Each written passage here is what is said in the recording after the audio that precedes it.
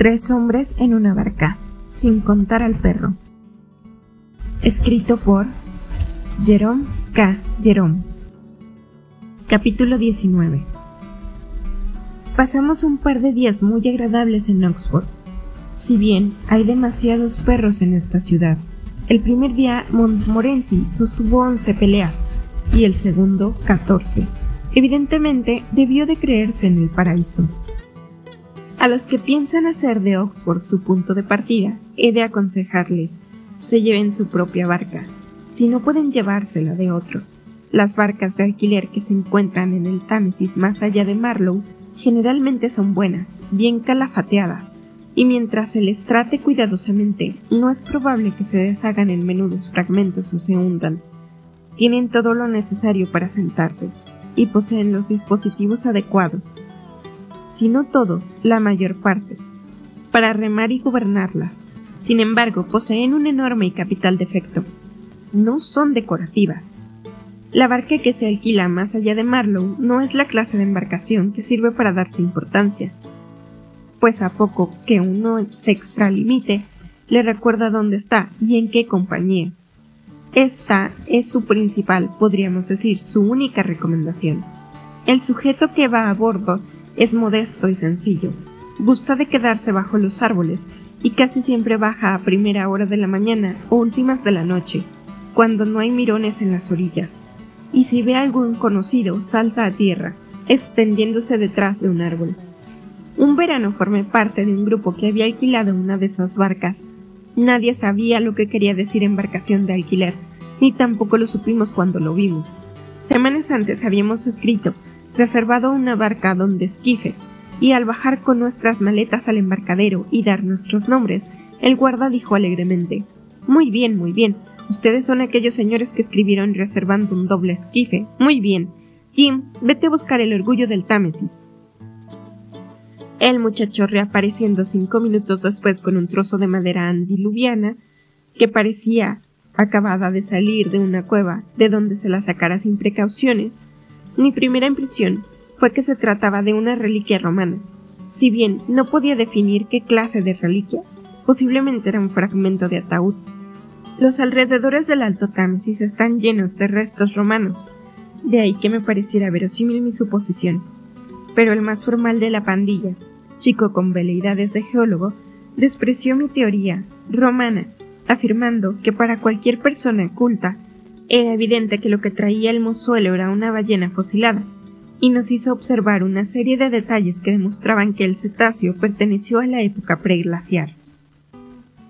Para solucionar la disparidad de criterios, preguntamos al mozuelo, recomendándole que no temiera darnos su opinión. ¿Qué te parece que es? ¿El fósil de una ballena prehistórica o los restos de un ataúd romano? No, señores, no es nada de lo que ustedes dicen. Es el Orgullo del Támesis. Su respuesta nos hizo la mar de gracia, y le dimos 2 peñiques de propina por su contestación, mas cuando insistió con la broma, que se decía pesada, nos enfadamos. «Anda, muchacho», gritó con voz de trueno el capitán, «basta de bromitas. Llévate este barreño para que tu madre pueda lavar y traernos un bote». El propietario en persona vino a asegurarnos, bajo palabra de honor, que aquello era en realidad un bote, nuestra embarcación, el doble esquife, escogido para conducirnos en nuestra excursión por el río. Protestamos, por lo menos podía haberlo pintado o alquitranado, en fin, algo que le distinguiera de los restos de un naufragio. Empero el armador no compartía nuestro punto de vista. Lo encontraba perfectamente bien. Aseguró que el Orgullo del Támesis había sido utilizado tal como estaba durante más de 42 años, y que nunca nadie había presentado la menor reclamación, y que no veía motivo de nuestra queja. No discutimos más. Era inútil. Reforzamos la barca con trozos de cuerda, buscamos papel de embalar para pegarnos sobre los lugares más estropeados, y después de rezar nuestras oraciones con mayor fervor, procedimos a embarcarnos. Nos llevaron 35 chelines, como alquiler de aquel trasto que podíamos haber comprado por 4 chelines y 6 peñiques en cualquier tienda de muebles viejos de la costa. Al tercer día cambió el tiempo, me refiero a nuestra actual excursión, y salimos de Oxford en viaje de regreso bajo una intensa lluvia.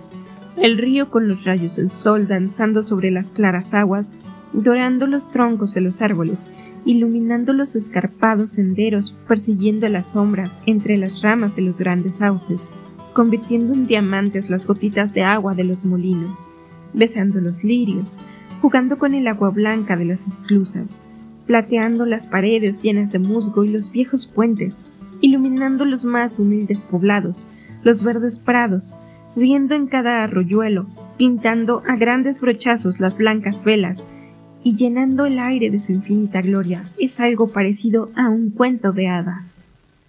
Pero el mismo río, frío y triste, con las incansables gotas de agua que caen sobre sus oscuras profundidades, con sordo rumor de sollozos lejanos, y los bosques llenos de sombras silenciosas, envueltos en nubes de vapor que se alzan cual sombríos espectros, mutos fantasmas con ojos cargados de reproches, semejantes a espíritus del mal, semejantes a las almas de los seres que hemos olvidado.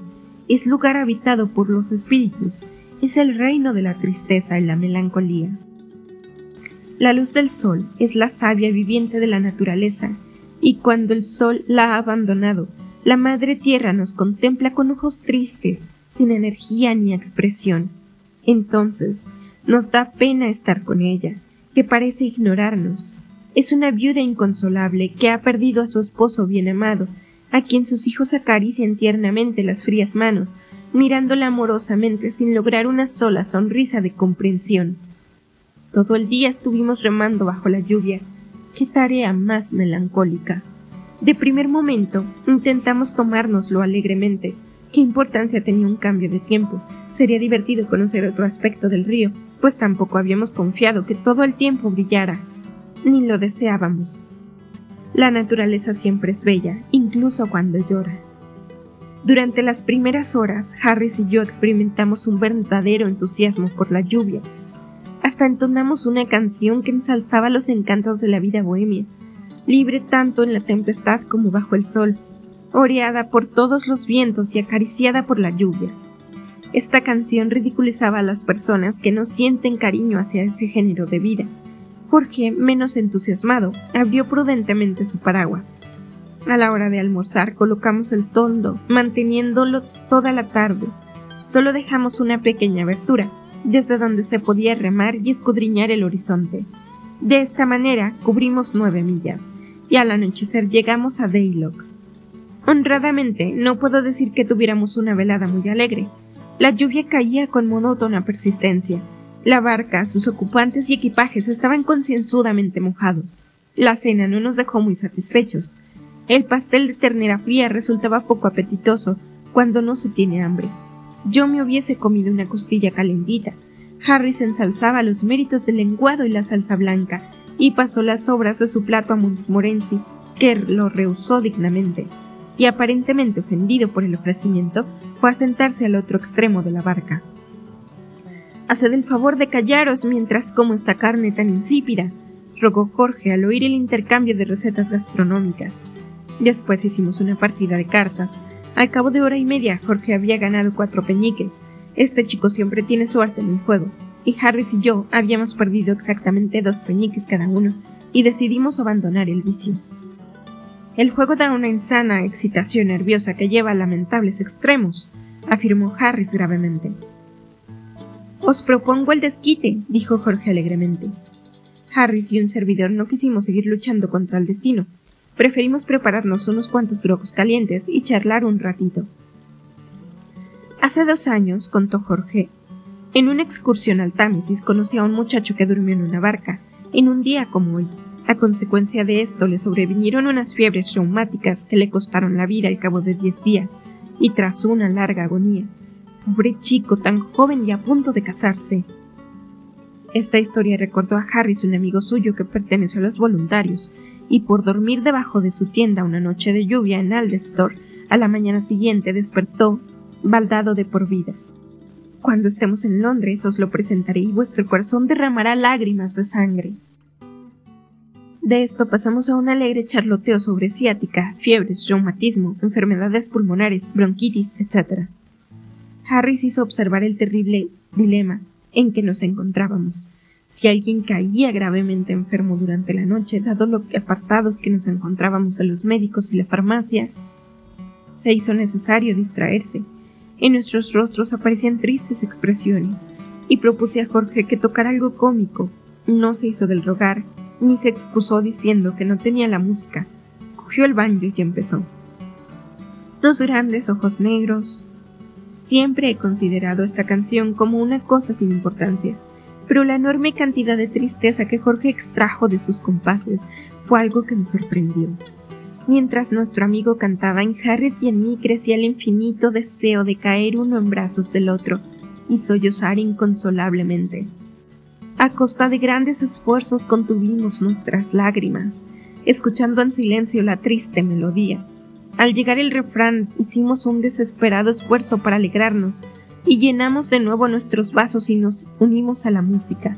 Y Jorge, con voz temblorosa por la emoción, llevaba la marcha, mientras Harris y yo seguíamos. Dos grandes ojos negros, qué dulce sorpresa, solo por decirnos dolores, dos. Aquí nos detuvimos impotentes, no podíamos continuar. El inenarrable acompañamiento que Jorge dio a la palabra dos se hacía imposible de soportar dado nuestro estado de depresión nerviosa. Harris rompió a llorar como un niño, y Montmorency aulló hasta que pensé que su corazón estallaría o su mandíbula se dislocaría. Jorge quiso continuar. Pensaba que una vez entrara de firme en la canción podría cantarla más expresivamente y la música nos parecería menos triste. No obstante, el sentir de la mayoría fue opuesto al experimento. Y como no teníamos nada que hacer, fuimos a dormir. Esto es, nos desnudamos, dando vueltas en el fondo de la barca durante 3 o 4 horas, al cabo de las cuales caímos en un pesado sopor hasta las 5 de la mañana, hora en que nos levantamos y desayunamos. El segundo día fue exactamente igual al primero. La lluvia no cesaba, y envueltos en los impermeables bajo la lona, íbamos deslizándonos dulcemente río abajo. Uno de nosotros, no sé a quién, aunque parece que fui yo mismo, hizo débiles esfuerzos para resucitar la vieja canción bohemia de ser hijos de la naturaleza y gozar de la lluvia, mas no tuve éxito. Aquel «¿qué me importa que llueva? ¿Qué me importa el cielo?» expresaba tan bien nuestros sentimientos que se hacía innecesario decirlo cantando. Sobre un punto estábamos de acuerdo, y era que ocurriese lo que ocurriese, seguiríamos hasta el fin. Habíamos ido a pasar unas vacaciones en el río y los 15 días los pasaríamos en el río. Si moríamos, ¡bah!, sería una pena para parientes y amigos, mas no podíamos evitarlo. Regresar porque llovía y en un clima como el nuestro constituía un desastroso procedente.